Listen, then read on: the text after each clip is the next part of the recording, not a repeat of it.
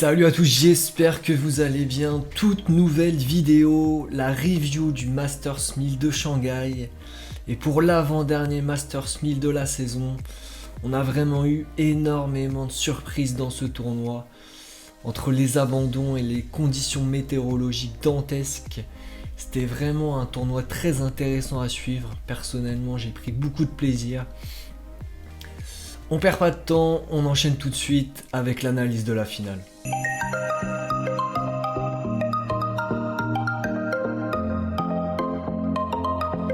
Allez, c'est parti pour le débriefing de cette finale. Vous le voyez, entre Rinderknecht et Vachereau. Donc qui aurait pu prédire cette finale avant le début de ce tournoi? Pas grand monde, je pense. Et donc victoire de Vachereau face à son cousin 4-6, 6-3, 6-3 en 2h13. Et sur cette finale, malheureusement, Arthur a craqué physiquement. Il a passé plus de temps sur le court que Vachereau. Et il est plus âgé que lui, donc ça a forcément pesé sur l'issue de ce match. Pas de victoire française en Masters 1000 malheureusement. La dernière fois que ça s'est produit, c'était Tsonga en 2014. Donc ça commence à remonter. Et sur ce match, victoire méritée de Vachereau, même si les statistiques sont vraiment très serrées comme vous pouvez le voir. Vachereau a pris l'ascendant physiquement au troisième set surtout. Et premier Masters 1000 pour le Monégasque sur un tournoi vraiment exceptionnel.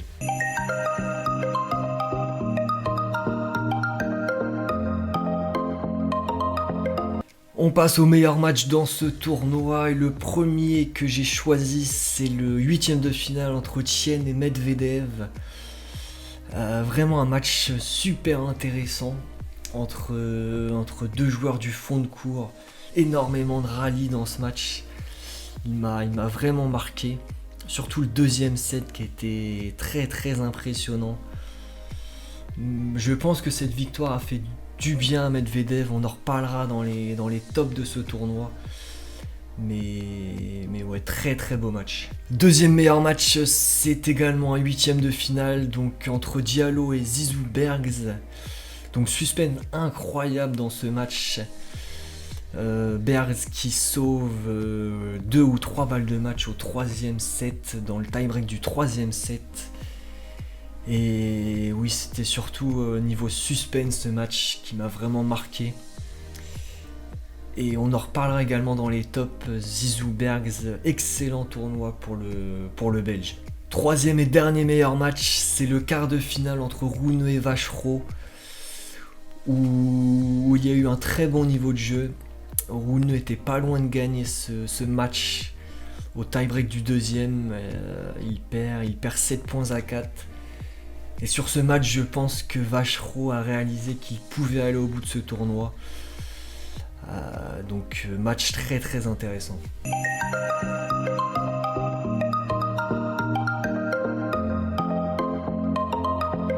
C'est parti pour les flops dans ce tournoi. Le premier, c'est Shelton, l'américain qui perd dès le premier tour face à David Goffin 6-2, 6-4.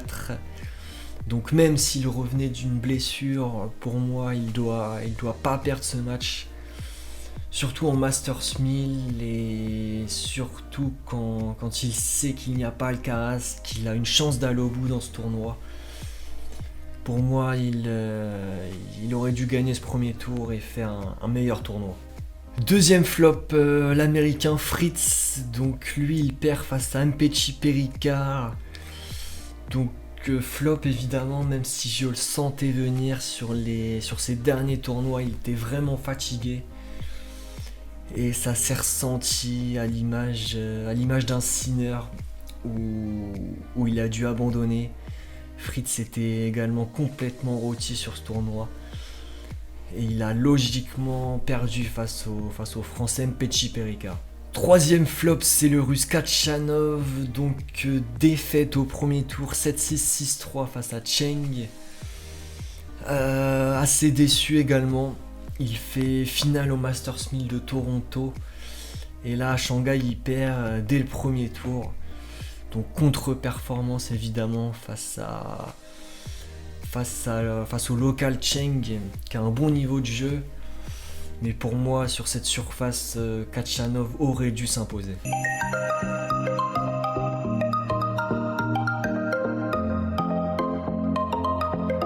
On passe au top dans ce tournoi et le premier évidemment c'est le vainqueur Valentin Vachereau. Donc parcours assez dingue, issu des qualifications. Et là il va gagner de belles victoires face à Bublik, face à Machak, Griekspoor qui a éliminé Sinner juste avant. Victoire référence face à Rune et en demi face à Djoko. Donc même si Djoko était diminué, belle victoire quand même pour le Monégasque et qui réalise comme je le disais, le tournoi de sa vie. Et en finale, on l'a vu, victoire face à Rinderknecht. Deuxième top, c'est le finaliste, notre Français Arthur Rinderknecht. Donc chapeau pour son tournoi. Il a éliminé vraiment des bons petits joueurs, Zverev, Lechka, Auger-Aliassime qui revient très très bien en ce moment. Et Medvedev en demi, donc vraiment un tournoi encore plus impressionnant que Vachereau. Et malheureusement ça lui a coûté cette finale où il arrivait complètement rôti physiquement. Mais néanmoins ça reste un excellent tournoi pour Arthur. Il faudra vraiment le surveiller au Master de Paris, le dernier Masters 1000 de la saison. Le troisième top, c'est le russe Danil Medvedev, donc très gros tournoi. Et je m'y attendais pas du tout compte tenu de ces derniers tournois où il était vraiment au fond du gouffre. Et là, depuis qu'il s'est séparé de son entraîneur, il est mieux. Beaucoup plus posé, beaucoup plus concentré sur son jeu. Même s'il continue à parler pas mal avec les arbitres, donc ça c'est pas terrible. Mais là sur ce tournoi il réalise des grosses victoires face à Fokina, face à Tien. Celle face à Tien lui a fait énormément de bien je pense. Et face à Deminor, match très solide, 4-4 face à Deminor, il faut le faire.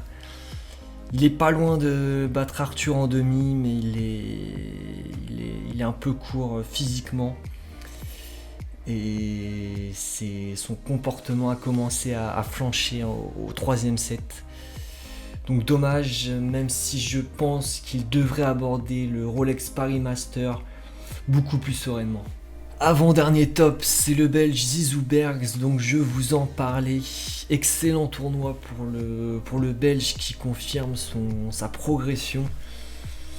Il avait bien débuté 2025, il s'était un petit peu perdu en cours de chemin. Et là sur cette fin de saison, il est pas mauvais du tout. Un joueur très agressif, très porté vers l'avant. Et sur ce tournoi, de belles victoires face à Korda, face à Rude, Cerundolo, Diallo, très belle victoire. Il aurait pu, je pense, embêter un petit peu plus Djoko, mais le Serbe a été très costaud sur ce match. En tout cas, très encourageant pour la fin de saison et la saison prochaine pour Zizou Bergs. Le dernier top, c'est notre Français Mpetshi Péricard, donc il fait 8ème, c'est pas trop mal. Il gagne face à Fritz, donc ça c'est vraiment encourageant. Il est pas loin de gagner face à Rune. Malheureusement, il craque dans le troisième. C'est encourageant quand on pense aux dernières semaines, aux derniers tournois qu'il réalise. C'était vraiment compliqué. Et je pense que ça a dû le rassurer parce qu'il a pas mal de points à défendre sur cette fin de saison. Donc c'est bien pour lui. Voilà, c'est tout pour cette vidéo. On se retrouve pour la prochaine. Ce sera le dernier Masters 1000 de la saison à Paris, le Rolex Paris Masters. Donc voilà, on se donne rendez-vous.